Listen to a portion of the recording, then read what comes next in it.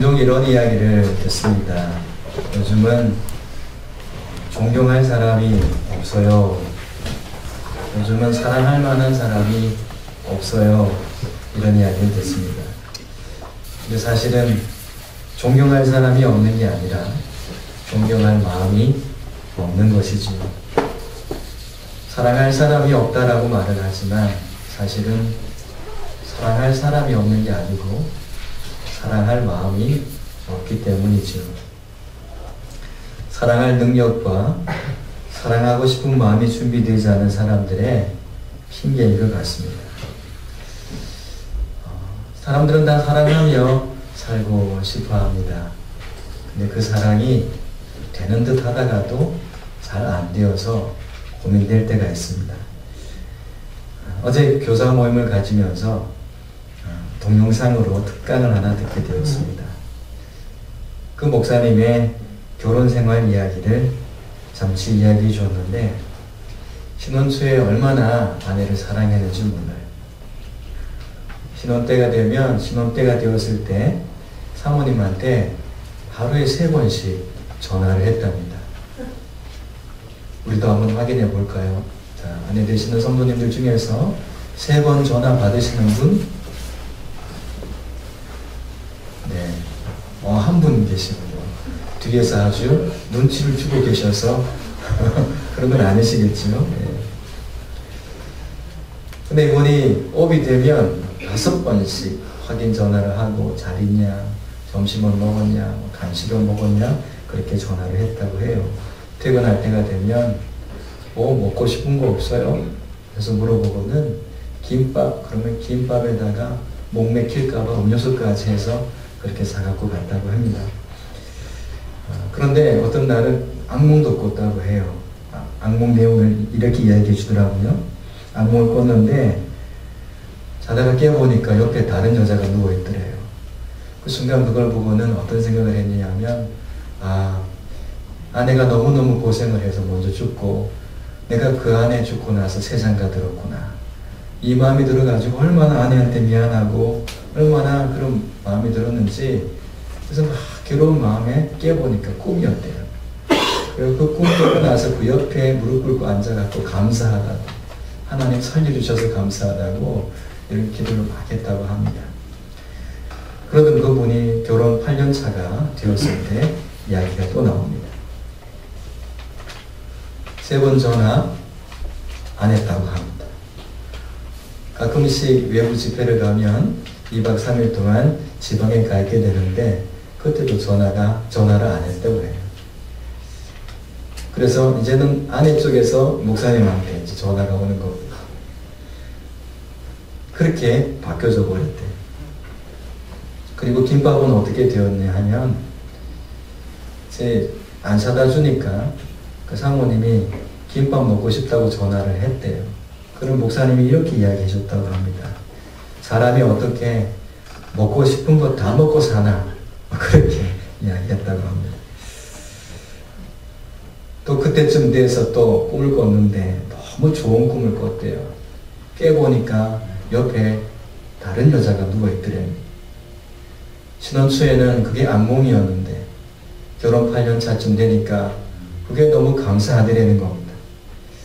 그러면서 그분이 말미에, 물론 이분의 이야기 좀 과장된 것이죠.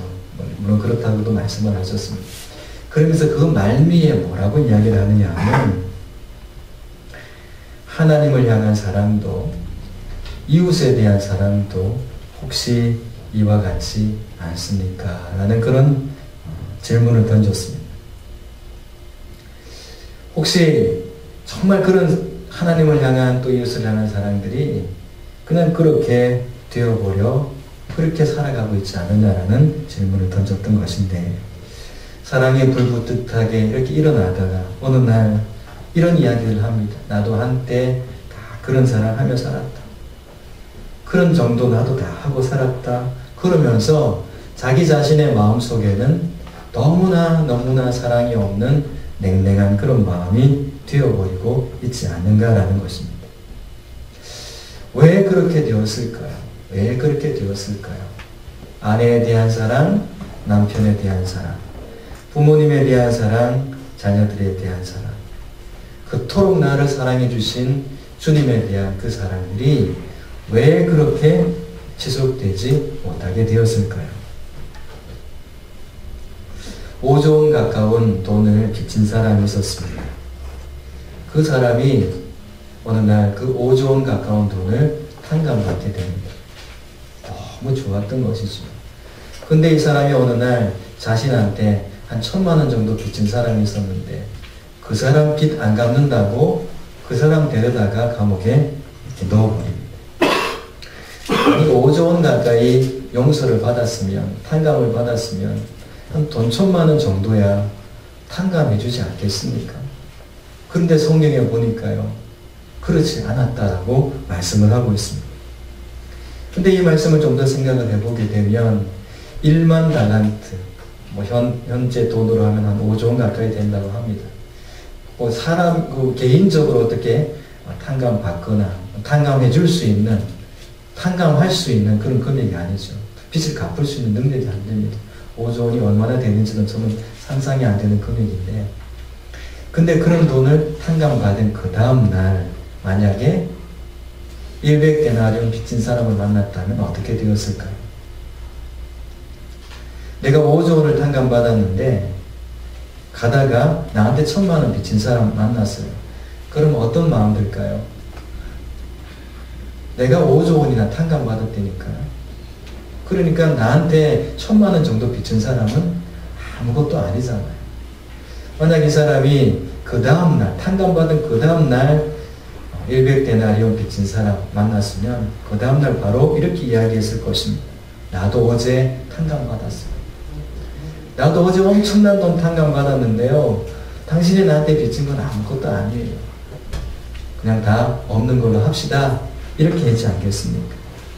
근데 그 5조 원 탕감받은 게 한 1년쯤 지나고 5년쯤 지나고 10년쯤 지났다고 생각해 보십시다.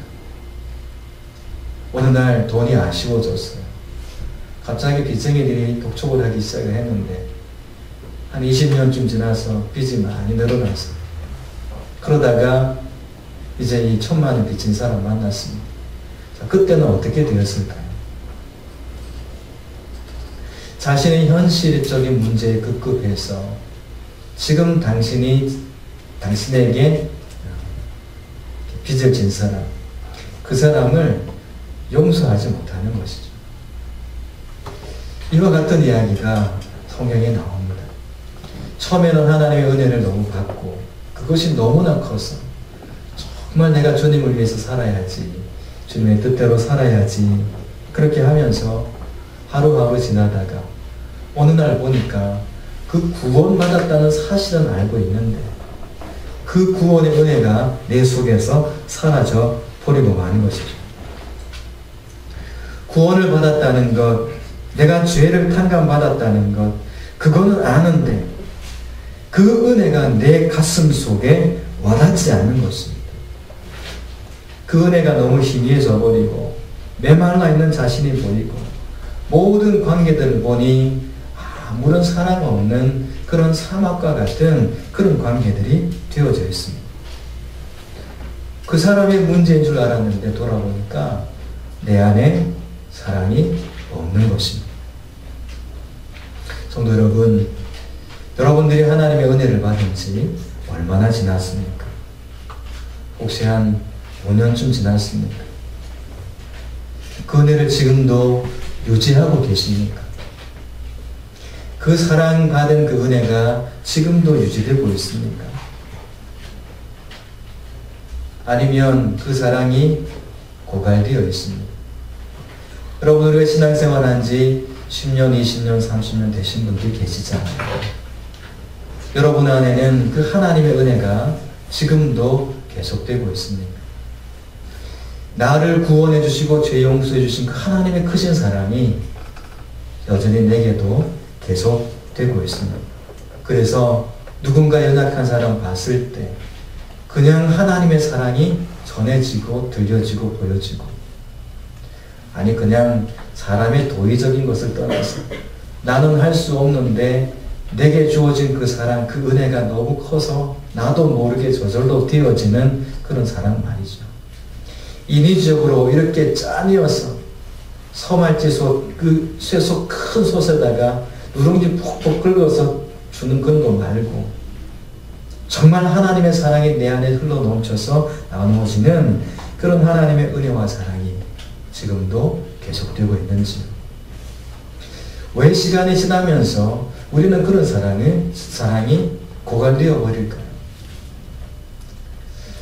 하나님께서 우리를 선택하셔서 새 사람 만들어 주셨을 때는 우리는 새로운 피조물이 된 것입니다. 하얀 종이처럼, 백지장처럼 말이죠. 이렇게 하얀 종이처럼 이렇게 우리가 하얀 종이가 된 것이죠. 이전 것은 지나갔으니 보라 새 것이 되었다 그러시면서 완전히 새 것으로 만들어 주신 것 아닙니까? 그런데 시간이 지나면서 이 가득 하얗게 채워진 하나님의 은혜 속에 지저분한 것이 하나 둘 들어오기 시작합니다. 마치 밭의 비유처럼 이런 돌들이 이렇게 자리를 잡기 시작합니다. 처음에는 지지가 되고 그것이 의지가 되어서 하나 둘 마음속에 받아들였는데 어느 틈인가 보니까 그것이 하나님의 은혜를 가져가는 결정적인 것이 되어버렸습니다. 그냥 기억하지 않고 오늘도 하루 그 길 걸어가고 오늘도 괜찮겠지 하면서 걸어갔더니 어느 날 그 좋은 밭이 길이 되어버렸어요. 딱딱한 길가가 되어버린 것입니다. 씨앗이 떨어져서 도저히 땅 밑으로 들어갈 수 없는 그 딱딱한 길이 되어버린 것입니다. 괜찮겠지, 이 정도야 괜찮겠지 하다가 은혜 다 까먹어버린 것입니다. 세상살이 하기가 쉽지 않습니다. 그래서 세상에 염려가 들어오고 세상에 돈 없으면 살지 못한다는 그런 그 이야기 속에 속아 넘어가서 돈을 쫓아 살아가고 돈 쫓아서 돈 주인 삼아서 살다 보니까 마음속에 텅 비어버린 것입니다. 세상의 것을 자꾸 추구하고자 하는 욕심이 그 속에 자꾸만 들어오게 되는 것입니다. 그래서 어느 틈인가 보니까 좋았던 내 마음의 밭이, 그 은혜에 가득했던 그 마음의 밭이 세상에 답답한 것으로 가득 채워져 있는 것을 봅니다. 그래서 나도 모르게 생겨난 게으름도, 나태함도, 염려도, 세상에 대한 욕심도, 육신의 쾌락을 쫓아보고자 하는 그 모든 것들이 내 마음속에 자리 잡기 시작한 것이죠. 결국 그것이 성령의 열매를 방해하면서 열매 맺지 못하는 삶을 살게 하고 오히려 육신의 열매를 맺어 아프게 하고 찌르고 관계를 깨뜨리고 또 하나님의 나라를 무너뜨리는 그런 일들을 하고 있는 모습을 보게 됩니다. 성도 여러분, 시간이 지나면서 허용하고 있는 부분들이 있습니다. 우리는 세상에 무엇인가를 허용하고 내 쾌락을 위해서 뭔가 허용하기 시작하고 있는 것들이 있다면 그것이 성령의 열매를 맺는 것을 방해하는 것이고 내게 주신 예수 그리스도의 은혜를 빼앗아가는 그런 것이 되는 것입니다. 잡초가 심겨지면 곡식이 영양분을 받아가야 되는데 그 곡식이 양분을 받지 못하도록 그 잡초들이 다 영양분을 빼앗아갑니다. 영적으로 비실비실하게 되는 것이죠. 조금만 바람이 불어도 확 넘어져 버리고 마는 것입니다. 왜 그러냐 보니 다른 것에 다 마음을 빼앗겨 버렸기 때문에 그렇습니다. 성도 여러분, 내 마음에 하나님의 은혜 외에 다른 것들이 내 마음을 주장하고 있다면 그것은 바로 잡초라는 것을 기억하셔야 됩니다. 그걸 우리는 뽑아버려야 되는 것입니다. 어떻게 뽑아버립니까? 회개함으로 뽑아야 됩니다. 우리가 주님의 길에서 벗어난 부분들은 회개함으로, 이거 잘못됐구나. 회개는 자각에서부터 오는 것입니다. 이거 잘못됐구나 라는 자각이 오면 잘못된 길에서 돌이키는 것입니다. 내 생각이 잘못됐다면 그 생각을 바꾸어 가야 되는 것입니다. 그래서 하나님께서 원하시는 회개에 합당한 열매를 맺으며 성령의 열매를 맺고 우리는 살아가야 됩니다. 옥토가 되면 그곳에 30배, 60배, 100배의 열매가 맺히게 되는 것이죠. 뱀은 아무리 좋은 것을 먹어도 만들어내는 것은 독을 만들어냅니다. 뱀은 이슬을 먹고 또 산다고도 하지요. 그런데 그 좋은 이슬 먹으면서 만들어내는 것은 독이라는 겁니다. 뱀이 잘 먹으면 잘 먹을수록 최상의 것을 먹으면 최상의 것을 먹은 대로 만들어내는 것은 최고의 독을 만들어내는 것입니다. 그래서 우리가 하나님께서 주시는 은혜를 잊어버리고 성령의 열매를 맺지 못하는 그 이유는 내 체질이 여전히 육신의 체질이 되어 있어서 그렇다라는 것입니다. 그래서 우리는 성령의 열매 맺는 사람들이 되기 위해서는 우리의 체질을 바꾸어 가야 되는 것입니다. 체질 개선, 그것이 필요하다는 것입니다. 육신의 쾌락을 따라가는 체질은 계속 노력하면 노력할수록 육신의 열매를 거두게 됩니다. 체질이 바뀌지 않으면 애쓰고 힘쓰는 만큼 맺혀지는 것은 다 육신의 열매예요. 뱀이 열심히 먹고 만들어내는 게 독밖에 만들어내는 것 없는 것처럼 그렇게 인생이 될 수밖에 없는 것입니다. 야고보서 3장 말씀에 너희 마음속에 독한 시기와 다툼이 있다 이렇게 말씀하시면서 그것은 위로부터 내려오는 것이 아니다라고 말씀하시면서 땅 위의 것이요 정욕의 것이요 귀신의 것이다 이렇게 말씀하셨습니다. 사람의 마음속에 자리 잡고 있는 그 악한 아주 독한 시기와 다툼이 있는데 그것은 땅의 것이고 욕심에서 이끌려 만들어진 정욕적인 것이고 귀신의 것이다 라고 말씀하시면서 그 속에는 시기와 다툼과 혼란과 모든 악한 일들이 일어나게 된다고 말씀하고 있습니다. 성도 여러분, 올해 우리는 성령의 열매 맺는 교회, 그런 성도가 되는 것을 표현을 하고 있습니다. 저는 이 부분에 대해서 너무 소중하게 우리에게 주셨다라고 저는 생각을 합니다. 하나님께서 원하시는 것은 잎이 아니고 줄기가 아니고요. 하나님께서 원하시는 것은 열매이기 때문에 그렇습니다. 그런데 우리가 그동안 맺은 열매들을 이렇게 보니까 너무 엉뚱한 열매들을 많이 맺었던 것 같습니다. 하나님께서 오늘 우리에게 왜 열매 맺지 못하는가? 우리 인생에 왜 성령의 열매가 없는가? 그냥 그동안 방치해두고 있어서 그렇습니다. 오늘 하루 정도 괜찮겠지 하면서 놔뒀더니 그게 그냥 길가밭이 되어 딱딱해서 하나님 말씀이 들어가지 않아요. 어떤 밭은 하나님 말씀이 들어가는 것 같은데 만들어내는 것이 다 독을 만들어내는 겁니다. 왜냐하니 이미 체질이 바뀌어져 버렸기 때문에 그렇습니다. 성령의 체질에서 육신의 체질로 바뀌어져 버리니까 맺는 것이 다 그런 열매밖에 없더라는 것입니다. 성도 여러분, 우리의 체질이 다시 바뀌어지길 주님의 이름으로 축복합니다. 밭을 기경해야 되는 것입니다. 우리 인생의 밭은 어떻게 기경합니까? 어떻게 체질이 바뀌어집니까? 먹는 것을 달리 해야 됩니다. 전에는 내 쾌락을 위해서 먹고 내 육신이 달콤한 것을 먹었다면 이제는 성령님께서 기뻐하시는 것을 먹어야 되는 것입니다. 여러분, 우리 입에 담는 것들이 어떤 것입니까? 여러분들의 입에 담겨지는 것들이 어떤 것인가요? 그것이 만약 지저분하다면 내 속에서 항상 그런 것들이 담겨져 있다는 것입니다. 우리의 언어에 변화가 있어야 될 것입니다. 언어가 바뀌어져야 될 것입니다. 또 우리 눈으로 보는 것이 달라져야 됩니다. 똑같은 현상을 봐도 여러분 무엇이 보입니까? 우리 병욱이 형제 제일 멋있던 것 같아요. 그죠? 오늘 포스가 아주 사장님 포스예요. 뭐가 보입니까?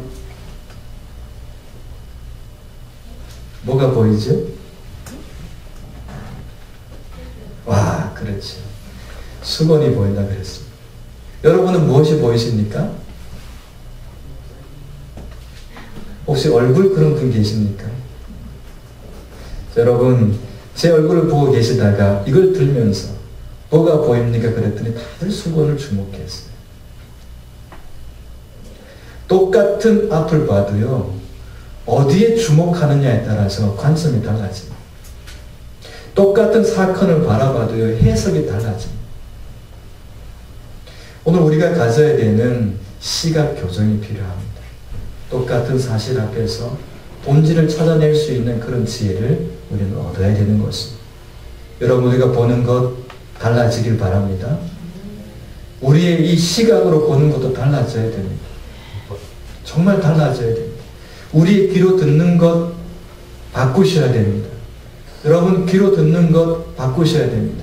미국 사회가 지금 저렇게 바뀌어져 그냥 오늘 또 봤더니 총기 사고가 또 났어요.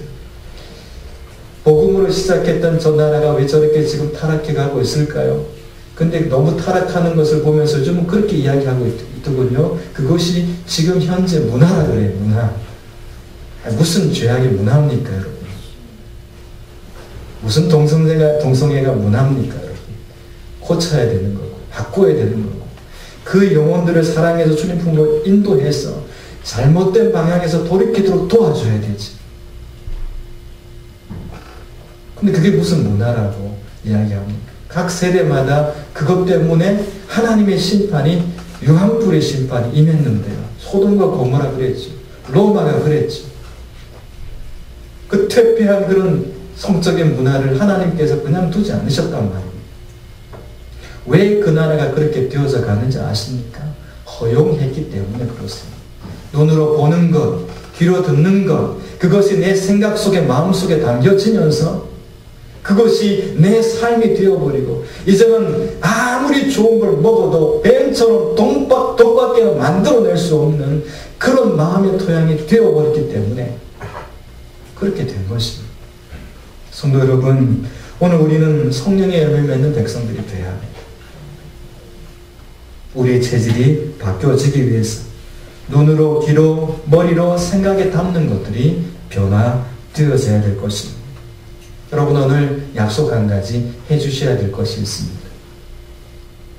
자, 약속하시겠습니까? 그 예배 시간에 제가 약속하시겠습니까? 한 것은 처음인 것 같아요. 그죠? 제가 결단을 했어요. 여러분, 성령의 열매 맺기를 원하십니까? 한 달 내내 제가 설교하지 않습니까? 자, 성령의 열매 맺기를 원하시는 분들은 약속들 해주시기 바랍니다. 그 약속은 성도를 욕하지 않기. 저를 따라서 한번 하십시다. 성도를 욕하지 않기. 여러분들은 다 잘하는 거라서 뭐 안 해도 되는 것 같아요. 성도를 욕하거나 비판하지 마시기 바랍니다. 만약에 누군가가 어떤 성도를 비판하거나 욕하면 이렇게 이야기하십시오. 어떻게 이야기하느냐 하면, 나는 그 성도 사랑합니다. 자, 저를 따라서 한번 하십시다. 저는 그 성도 사랑합니다. 하셔야 됩니다, 여러분. 육체 열매에서 우리의 체질이 바뀌어지려면 우리 입도 변해야 되거든요. 언어가 변하지 않으면 절대 바뀌지 않습니다. 다시 한번 하십시다. 성도님, 저는 그 성도 사랑합니다. 또 하나 하십시다. 성도님, 그 성도는 하나님께서 사랑하십니다. 두 가지입니다. 나도 그 성도 사랑하고 하나님도 그 성도 사랑하십니다. 분명히 그렇게 이야기하시고 또 계속 이야기하면 돌아서시기 바랍니다. 디모데후서 3장 1절에서 5절 말씀에서 보게 되면, 마지막 때에 되어지는 일들 속에 말세 때 고통하는 때가 이릅니다. 너무 고통스러운 일들이 생겨나요. 그 일들 속에 사람들이 자기를 사랑해요. 맨 첫 번째 특징이 자기를 사랑합니다. 자기 자신에게 맞지 않으면 무조건 다 거부해버리기 시작합니다. 자기 자신을 사랑해요. 돈 사랑하고 자랑하고 교만하고 비방하며 부모를 거역하고 감사하지 아니하고 거룩하지 아니하고 무정하며 원통하고 풀지 아니하며 모함하며 절제하지 못하며 사나우며 선한 것을 좋아하지 아니하며 배신하며 조급하며 자만하며 쾌락을 사랑하기를 하나님 사랑하는 것보다 더하며 경건의 모습은 있으나 경건의 능력은 부인하니 이 같은 자들에게서 내가 돌아서라. 주님 분명히 말씀하셨습니다. 돌아서라. 그것은 같이 죄를 범하는 것이기 때문에 그렇습니다. 소돔과 고모라 성이 망할 때, 하나님의 불의 심판이 있을 때 하나님께서 롯에게 말씀하셨습니다. 나와야 된다. 나와야 된다. 하나님의 사람들이 하나님의 뜻을 이루며 사는 경건한 공동체도 있지만 그렇지 않는 죄악의 도성이 되어 있는 그런 마음의 밭을 가진 신령들도 있다는 것입니다. 사랑이 나오지 않고 용서가 나오지 않고 성령의 열매가 나오지 않는다면 주님께서 말씀하신 대로 적용하시기 바랍니다. 우리는 하나님의 말씀의 법을 따라 살아가는 사람들이 되어야 되는 것이에요. 우리 안에는 성령의 법과 또 육신의 법이 함께 공존하며 때로는 싸우고 있습니다. 어느 하나가 죽지 않으면 이 싸움은 계속되는 것입니다. 그래서 육체의 소욕은 성령을 거스리고 성령은 육체를 거스린다라고 말씀을 하고 있습니다. 이 싸움은 계속되기 때문에 어느 한쪽이 지지 않고 계속 살아있는 한 이 싸움은 계속되는 것입니다. 여러분, 우리의 생활 속에서 육체의 소욕이 성령의 능력 안에서 패배하는 역사가 있길 축복합니다. 그래야 그때부터 성령의 역사가 나타나는 것입니다. 오늘 약속한 것 꼭 기억하시기 바랍니다. 온전한 사랑이 우리에게서 나타나야 되는 것입니다. 그래야 내 내적인 평안과 내 내적인 것에서 나오는 기쁨과 내 속에서 흘러나오는 하늘의 신령한 은혜가 뭔지, 정말 성도의 기쁨이 뭐고 신앙생활의 기쁨이 뭔지를 우리가 알아갈 수 있을 것입니다. 오늘 말씀을 이렇게 마무리하도록 하겠습니다. 사랑이 불꽃처럼 확 타오르다가 어느 날 이렇게 꺼져버릴 때가 있습니다. 1만 달란트 탕감 받은 그 은혜 너무 감사해서 잠 못 이루며 주님 앞에 감사의 기도, 눈물의 기도를 드렸던 그 아름다운 추억들 그냥 추억에 끝나버리고 지금 현재 내 앞에서 그렇게 나를 조금 괴롭히는 그런 사람들, 한 사람 용납하지 못하고 용서하지 못하는 내 모습이 뛰어 있는 것을 볼 때가 있습니다.